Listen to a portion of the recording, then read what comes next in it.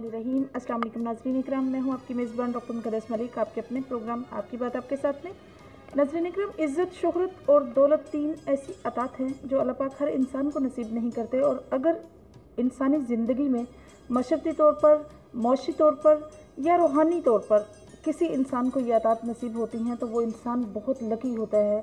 उस इंसान का जो बैकग्राउंड होता है, अगर वो भी सियासत और समाजत से मंसलिक हो, प्लस पॉजिटिविटी के साथ रहता हो, पॉजिटिविटी उसका नस्बुल आइन हो, तो ऐसे शख्सियत को और ही नज़रियाती तौर पर चांद लगते हैं।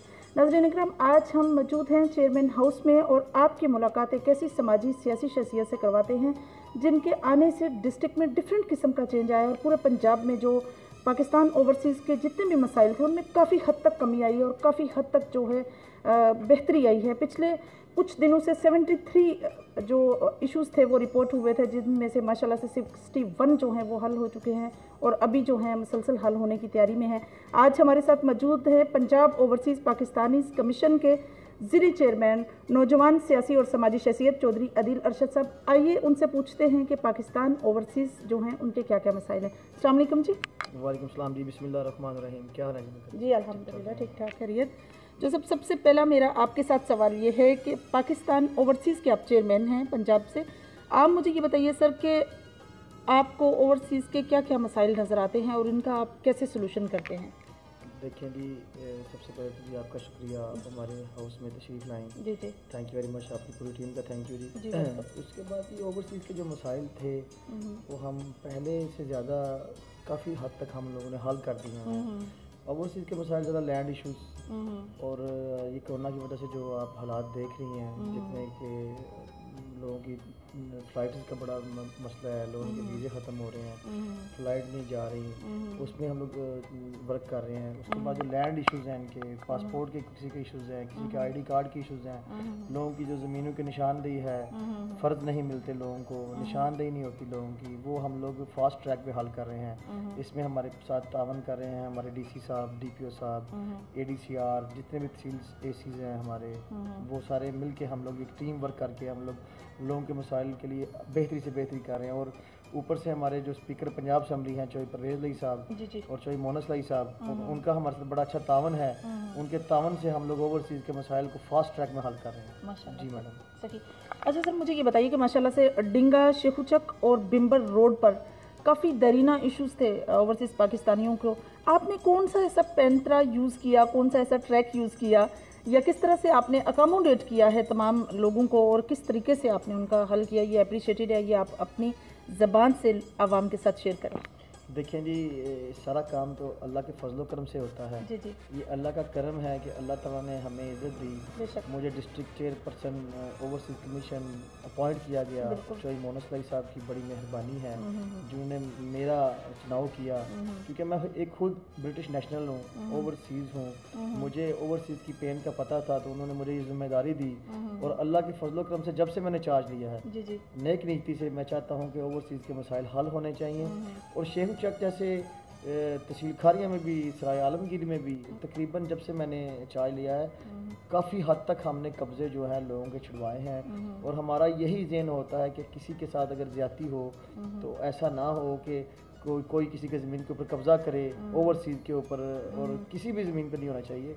लेकिन हम लोग ओवरसीज़ के लिए ज़्यादा से ज़्यादा एफर्ट कर रहे हैं और कभी भी मेरी तैनाती में कोई भी कब्ज़ा नहीं हो सकता। और जो कब्ज़े हमने छुड़वाए हैं, शेहू चक में भी है, तहसील खारिया में भी है, डिस्ट्रिक्ट गुजरात में है, तहसील में है, तहसील जो है सराय आलमगीर में भी, मतलब डिस्ट्रिक्ट गुजरात के जितने भी हम लोग, ये एक शादी हाल में भी हमने छुड़वाया है। मतलब ऐसे काफ़ी केसेस हैं जो हमने रिजॉल्व किए हैं। और ये सारी मेहरबानी हमारे जितने मेंबर्स हैं, हमारे डीसी साहब हमारे साथ बड़े अच्छे तावन में हैं, डीपीओ साहब बड़े अच्छे तावन में हैं, उमर सलामत साहब का हमारे साथ बड़ा अच्छा तावन है। जो भी हमारे कमीशन में दरखास्त सबमिट होती है, हमारा यही ज़हन होता है कि उसको हम 15 डेज़ में, 1 मंथ में उसको रिजॉल्व करें। और हम लोग ने 1 मंथ में तकरीबन हमारी 2 मीटिंग्स होती हैं। हमने तहसील लेवल पे हमने कमेटीज़ तश्कील दे दी हैं, जिसमें डीएसपी साहब, एसी साहब लोगों को बुलाते हैं, लोगों की बातें सुनते हैं और कोशिश करते हैं कि उनका अच्छे तरीके से अगर किसी का अच्छे तरीके से बैठ के बहामी दोनों रजामंदी दोनों पार्टी की होती है तो कोशिश होती है कि उनका जल्दी से जल्दी ये खुद ही ये मान जाए और उनका काम रिजॉल्व करवा दिया जाए। अगर कोई नहीं मानता तो फिर हम कानूनी तरीके से उनको DPO साहब या DC साहब जो ACs होते हैं फिर वो तामन करके जिसके साथ किसी की कोई ज्यादती करता है किसी ओवरसीज़ का तो हम उसका इशू जल्दी से जल्दी हल करवाते हैं। और इंशाल्लाह ताला जी आपके चैनल की वसात से मैं बताता जाऊँ कि अल्लाह के फजलो करम से ये जितना भी कमीशन है पंजाब जो हमारा पूरे पंजाब में जो गुजरात डिस्ट्रिक्ट है इसका ओवरसीज़ सबसे ज़्यादा है, तकरीबन 10 लाख रजिस्टर्ड है ऐसे ही। और जो नॉन रजिस्टर्ड है तकरीबन वो भी 4-5 लाख हैं। तकरीबन हमारा जो गुजरात डिस्ट्रिक्ट है ओवरसीज़ का गढ़ है और डिवीज़न गुजरात वाला भी गढ़ है और हम चाहते हैं कि डिवीज़न गुजरात वाला में डिस्ट्रिक्ट गुजरात में हम लोग ज़्यादा से ज़्यादा एफर्ट करें और लोगों के मसाइल को हल करें कि ये एक मैसेज जा रहा है लोगों को। जैसे आपने पहले शुरू से ये कहा कि आपने काफ़ी हद तक लोगों के काम किए हैं और मैंने अल्लाह के फजल करम से बताता जाऊँ कि जब मैंने चाय लिया था तकरीबन 300 जो दरख्वास्त थी वो पेंडिंग चली आ रही थी 1 ईयर्स की।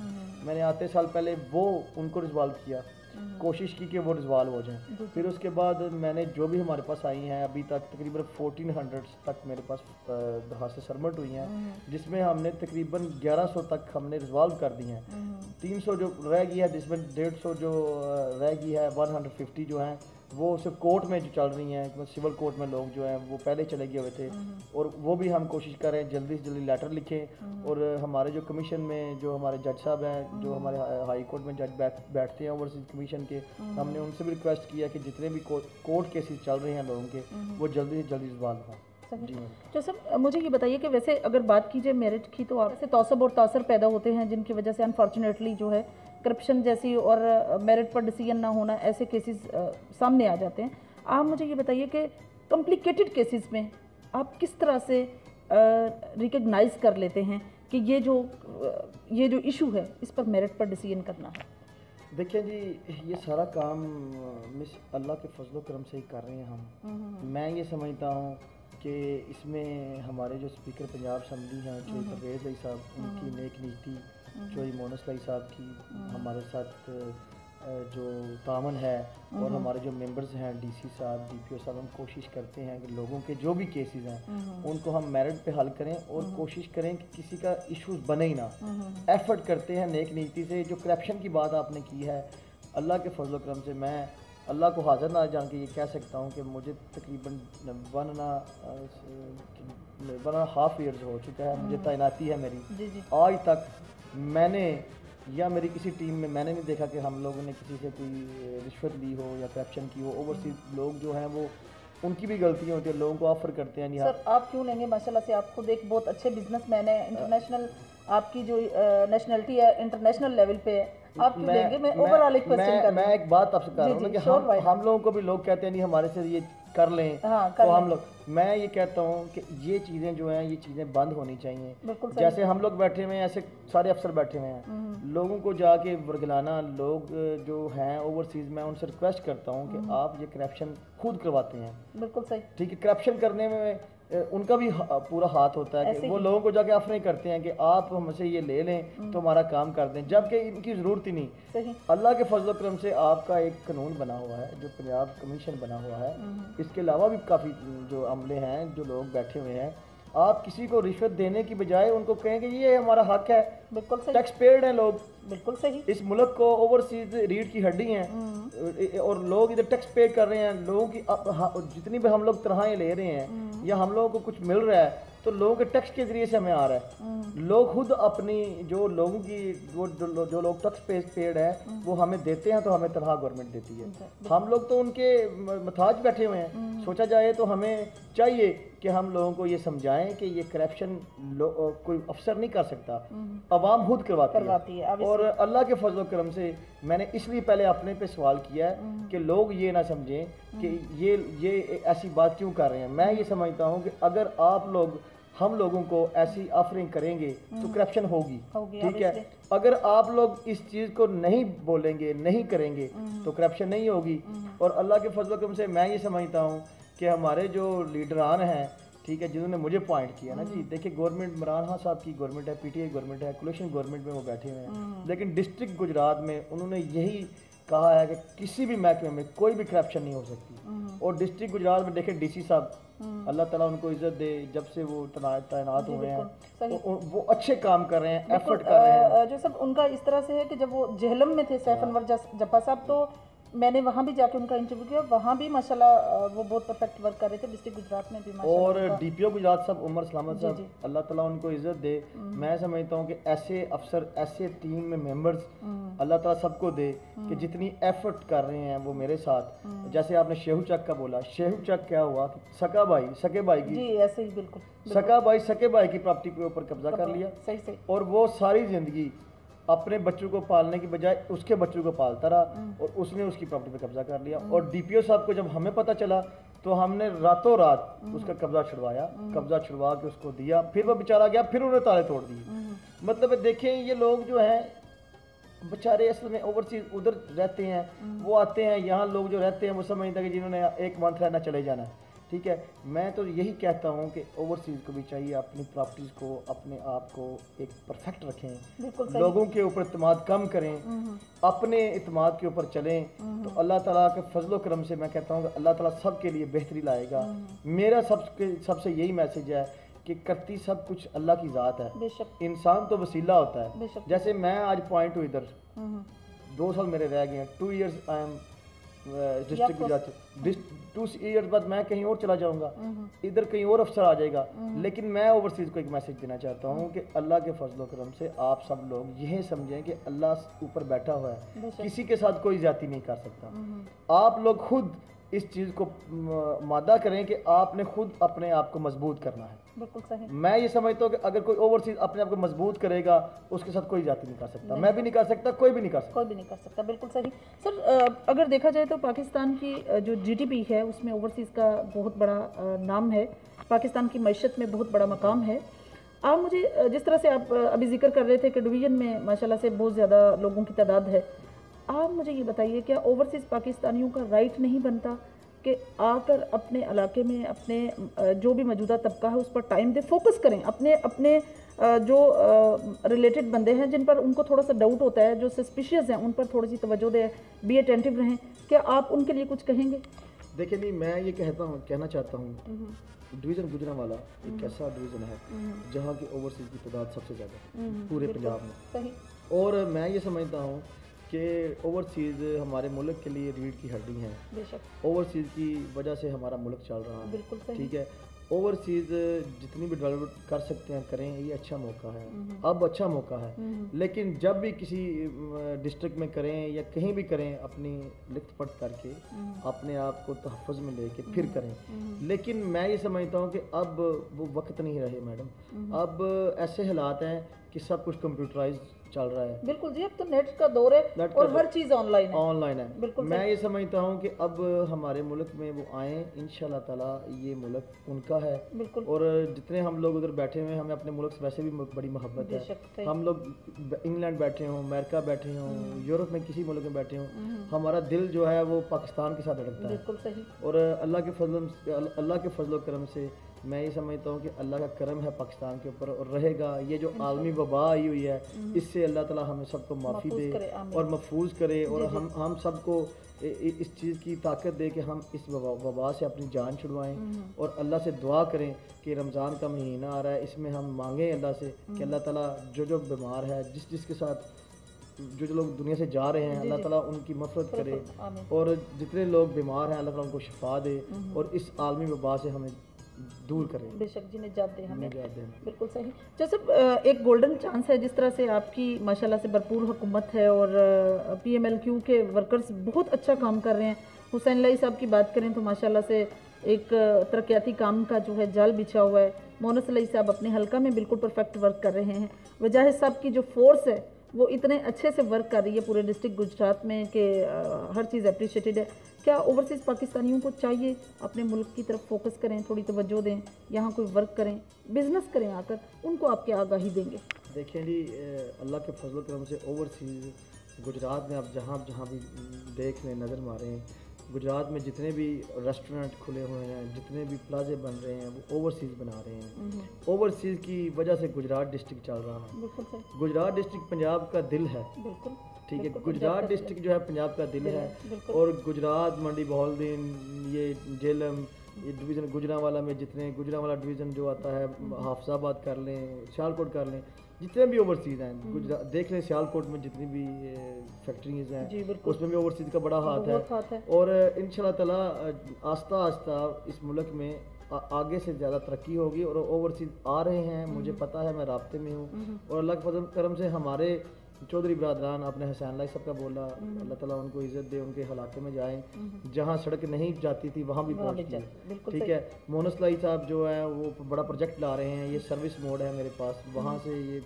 ब्रिज, ये जो फाटिक है हमारा सहराजे का, हमारे सहराजे बादशाह का जो फाटिक है, वहाँ बड़ी ट्रैफिक ब्लॉक हो जाती है, उनके लिए उन्होंने फंड लेके आ रहे हैं कि सर्विस मोड से वो ब्रिज बना रहे हैं जो जीटी रोड में उतरेगा। वहाँ से जो सियालकोट की मोटरवे है वो रिलेटेड होगी। फिर वो चनाब से ब्रिज बना रहे हैं कि जो शादीयाल तक, जो कंजा जो है कि डिंगे तक रिलेटेड हो के वो सारी सड़कें जो हैं रोड कारपेट बन रहे हैं। ये हमारे चौधरी बरादरान की वजह से है। अल्लाह ताला, नहीं तो दुआ है जी, अल्लाह ताला चौधरी परवेज़ लाई साहब को स्पीकर छोड़ के चीफ मिनिस्टर पंजाब बनाए और अल्लाह ताला करम करे कि हमारे पंजाब में ज़्यादा से ज़्यादा काम है, ज़्यादा से ज़्यादा काम हो। बिल्कुल सही।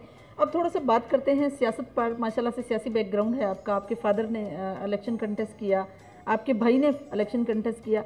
अगर आप इस फील्ड में आएँ और इलेक्शन कंटेस्ट करें तो आप किस लेवल पर करेंगे और आप क्या चाहते हैं इलेक्शन कंटेस्ट करना?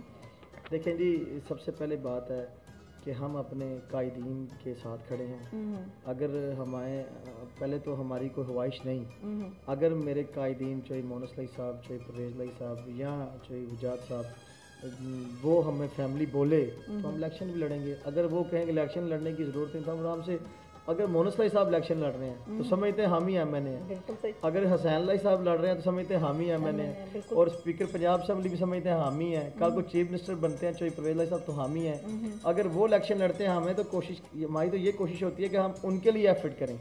वो इलेक्शन हमारा इलेक्शन है। हमें अल्लाह के फजल करम से जी हमने चेयरमैन भी देख ली यूनियन काउंसिल की और हमारा वोट बैंक भी है। अल्लाह के फजल करम से हम ये समझते हैं कि हमारी जान, हमारी इज्जत, हमारा सब कुछ चौधरी बरादरान के साथ है।